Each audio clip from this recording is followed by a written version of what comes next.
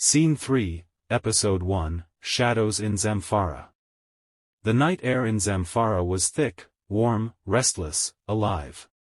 From somewhere beyond the compound walls, crickets droned in endless rhythm, their sound rising and falling like a heartbeat beneath the desert breeze.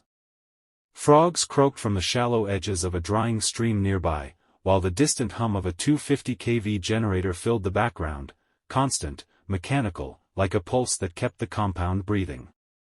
The faint smell of diesel and dust hung in the air. Occasionally, the distant sputter of an Okada broke the stillness, riders ferrying passengers home through the narrow dirt paths of the settlement. The world outside was ordinary, but inside the walled compound, tension was brewing. Under the bare yellow light of a swinging bulb, Qiang stood with his hands on the table, his glasses reflecting the low light. His face was drawn, eyes hard. His tone carried the sharpness of a man who had lost patience with caution. "Something's not right," he said finally, his voice measured but loaded. "We've been tipped off about unusual movements, surveillance, maybe. I want all eyes open." Around him, his men sat in uneasy silence. Their faces, a mix of fear and fatigue, glistened with sweat. They'd all heard the rumors of strangers in the area, unmarked vehicles seen near the old quarry road, new faces at the market who asked too many questions. Qiang straightened slowly, adjusted his glasses, and scanned the faces in front of him. "Tonight," he said, pausing deliberately.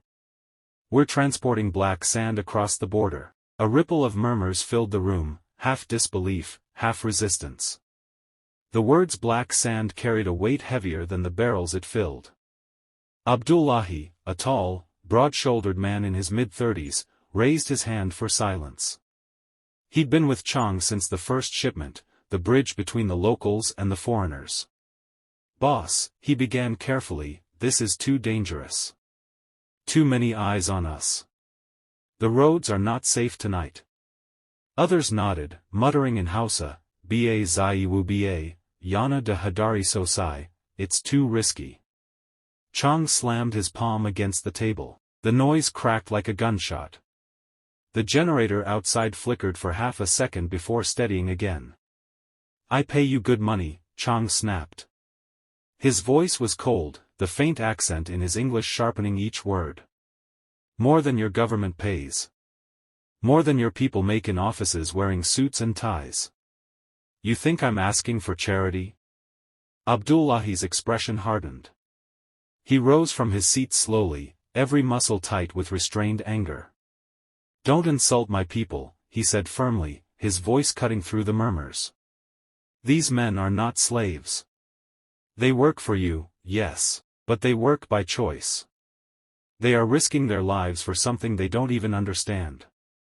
So don't talk about them like they're disposable." A heavy silence followed. Even the crickets outside seemed to pause. Qiang's jaw tensed. His assistant, Yichen, leaned closer, whispering something in Mandarin, a fast, urgent exchange that sounded more like negotiation than command. Qiang nodded curtly, then looked back toward Abdullahi. "You want something?" Qiang asked finally, his tone cooling. Abdullahi crossed his arms, his gaze steady. "Double their pay for tonight. That's the only way they move your black sand." The men behind him murmured again, this time with a glimmer of hope. Qiang and Yichen exchanged a brief look. Yichen spoke quietly again in Mandarin, "Tajeng Ziyo Idian Yolu, Don Kui Xing, he's worried, but it's doable." After a long pause, Qiang nodded. "Fine. Double." Relief spread like a quiet wave across the room. Abdullahi exhaled, unclenching his fists. He extended his hand across the table. "Deal." Qiang took it, his grip firm, his expression unreadable.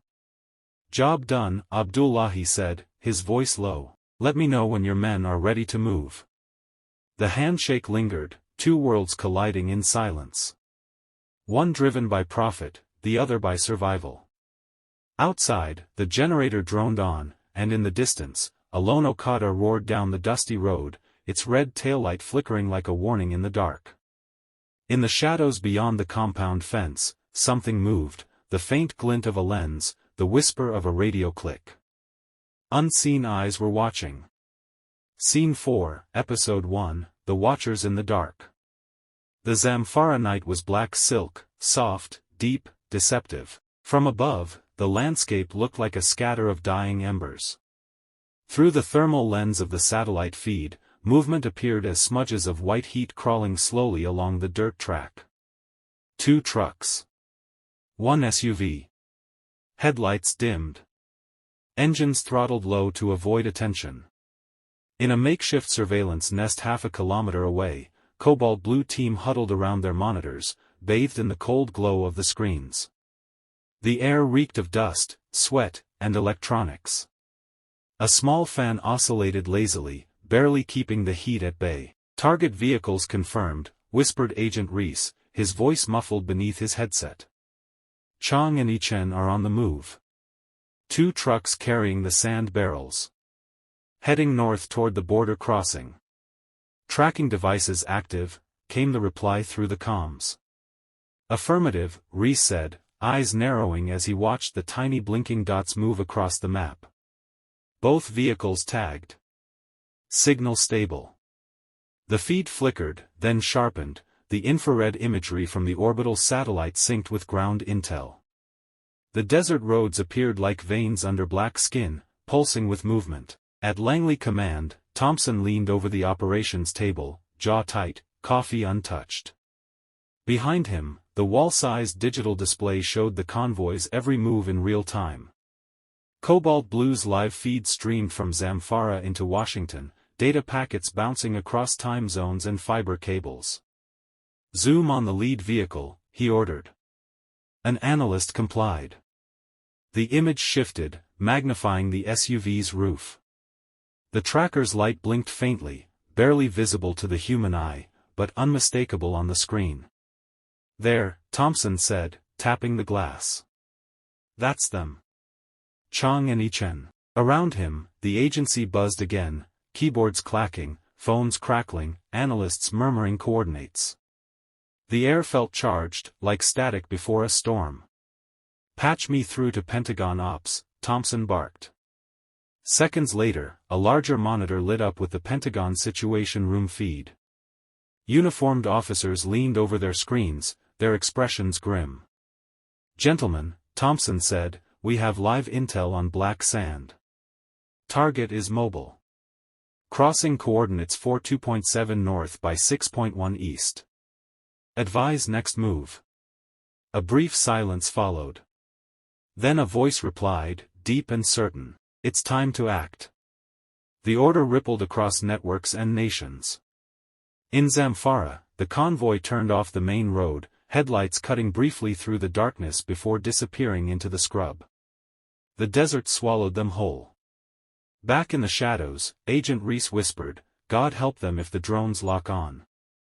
Above, a faint hum broke the stillness of the African night, the sound of something unseen circling far overhead. Scene 5, Episode 1, The Briefing Room. The White House Situation Room was lit in shades of blue and urgency. Screens lined the walls, each displaying live feeds, satellite images from West Africa, intelligence overlays, and mission maps streaked with red. The air smelled faintly of coffee and tension. President Nelson M. Palmer entered briskly, followed by the National Security Advisor, Secretary of State, and the Chairman of the Joint Chiefs. He didn't sit immediately. He stood at the head of the table, scanning the images. "Bring me up to speed," Palmer said. Thompson's voice came through the secure feed from the agency command center. "Mr. President, Operation Black Sand is active. We've confirmed Qiang Wei and Yichen Lu are leading the transport convoy. Satellite visuals show them headed toward the northern border, likely into Niger territory within 2 hours." Palmer's jaw tightened. "And you're certain?" "Absolutely, sir. Cobalt Blue attached trackers to both vehicles. Live signals are confirmed." The Secretary of Defense leaned forward. "Qiang and Yichen have been at this for years, trafficking arms, ammunition, and tactical drones to rogue militant cells across the Sahel. Their weapons have fueled conflicts from northern Mali to Lake Chad. We've lost countless civilians and peacekeepers to their trades.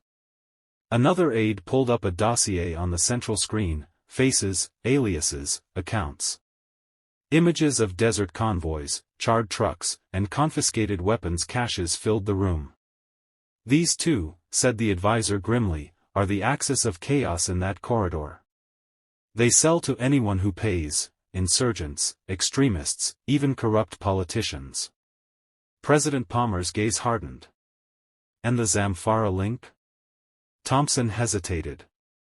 Sir, the senator from Zamfara, Adamu Dinladi, was intercepted in Munich 48 hours ago. He's being extradited to the U.S. under sealed orders. He facilitated payments and used government contracts to launder funds for the Black Sand shipments. Murmurs filled the room. The Secretary of State exhaled sharply. So it's official. We're no longer dealing with rogue dealers, we're looking at a network with political cover. Palmer lowered himself into the chair, clasping his hands together. His reflection flickered on the polished tabletop. I gave the world my word that we'd act against the architects of instability, he said quietly. Then his tone shifted, commanding, authorize the strike package. Take out Qiang and Yichen. Cleanly. No civilian casualties. The Joint Chief nodded. Understood, Mr. President. Palmer's eyes stayed fixed on the screen, watching the glowing dots move slowly through the night desert. History will remember, he said softly. Let's make sure it remembers the right side winning. The room fell silent except for the low hum of machines and the distant echo of coordinates being read into headsets. Outside the White House, dawn had not yet broken, but somewhere across the ocean, night was burning. Night in Zamfara had teeth. It bit through the silence, sharp and dry, carrying the metallic taste of dust and fear. Out on the open road, the convoy moved in near darkness, 2 trucks and 1 SUV inching through the scrubland, their engines humming low, headlights dimmed to slits. The wind swept fine sand across the dirt track, whispering secrets into the dark. Inside the lead vehicle, Qiang sat rigid in the passenger seat, his face half-lit by the dashboard glow. His glasses reflected the green digits of the GPS tracker blinking steadily. Beside him, Yichen gripped the steering wheel, his jaw tight, sweat trickling down his temple despite the night's cool air. Behind them, Abdullahi rode in the first truck, eyes darting between the road ahead and the barrels in the back, the ones filled with the heavy, black mineral that had drawn so much blood and money. Every bump on the road made the containers rattle like warning bells. Keep moving, Qiang ordered. No stops till we reach the dry riverbed. Washington, D.C., Command Center. 1,000 miles away, the Situation Room glowed with bluish light. Screens flickered with real-time satellite imagery, white dots crawling across a black expanse. On one of them, a red circle blinked slowly over Zamfara North. Target vehicles still mobile, an analyst said. Both trackers holding signal. Estimated arrival at border in 31 minutes. President Nelson M. Palmer leaned forward in his chair, elbows on the table. The room was silent except for the rhythmic beeping of telemetry and the soft rustle of paper as aides exchanged mission updates. Visual confirmation, he asked. Affirmative, sir. Cobalt Blue has an overhead drone. Feed coming in now. The screen split, half showing the heat signatures of the convoy, the other the top-down night vision feed. The vehicles appeared as green specters crawling through the dunes. Zamfara, the convoy. The rumble grew louder overhead. A low hum at first, distant, almost like thunder. Abdullahi looked up instinctively, scanning the star-streaked sky. Nothing visible, just the endless black. Then came the sound again, steadier now. Unmistakable. A drone. He leaned forward, knocking on the truck's window. Boss, he shouted through the glass, something's above us. Qiang's head snapped upward. He squinted through the windshield. Keep moving, he barked. Could be local patrols. But even he didn't believe it. His hand trembled slightly as he reached for the radio. Washington, strike command. Mr. President, said the Joint Chief softly, the convoy is now clear of civilian clusters. We have confirmation of munitions in both trucks. Strike window open in 40 seconds. Palmer gave a slow nod. Proceed. Copy that. Arming Reaper 1. Across the room, technicians typed furiously. On the central screen, a targeting reticle locked onto the first truck. Numbers rolled across the HUD, wind speed, altitude, GPS coordinates. Reaper 1 locked. Awaiting final confirmation. Palmer's voice came steady. Execute. Zamfara, the strike. A flash split the night. For a second, there was silence, the kind that swallows everything. Then the desert erupted. The first missile hit the rear truck, a bloom of orange fire and black smoke tore through the sand, the shockwave slamming against the SUV ahead. The explosion lit the sky, turning night into violent daylight. Down! Abdullahi screamed, diving for cover as debris rained. The blast wave threw men and barrels in every direction. Sand burned hot under his palms as he crawled behind the shattered axle of the truck. Qiang stumbled out of the SUV, coughing, his glasses cracked, his ears ringing. Yichen, he shouted. No answer. He turned, the second missile struck. The SUV vanished in a roar of fire. The ground quaked. The horizon burned. The drone circled above, silent, detached, its camera iris widening as the fire spread across the dunes. Washington, aftermath. The feed stabilized. On the monitors, the two red markers blinked out one after another. The convoy was gone. A quiet fell over the room, the kind of silence that carries both victory and grief. Targets neutralized, came the voice from command.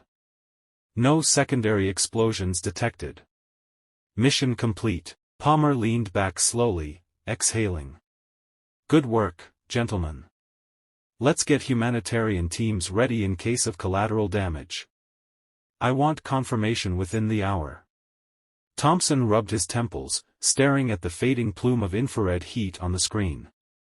It's over, someone whispered. But even as the words hung in the air, the analyst at the far desk frowned. Sir, one of the trackers is still transmitting. Weak signal, moving south. Thompson's eyes snapped up. What do you mean moving? The analyst zoomed in. On the screen, a single blinking dot crawled away from the burning wreckage, slow but alive. Survivor? Palmer asked, voice low. Thompson didn't answer. He stared at the screen, the hum of electronics filling the room again like the sound of a held breath.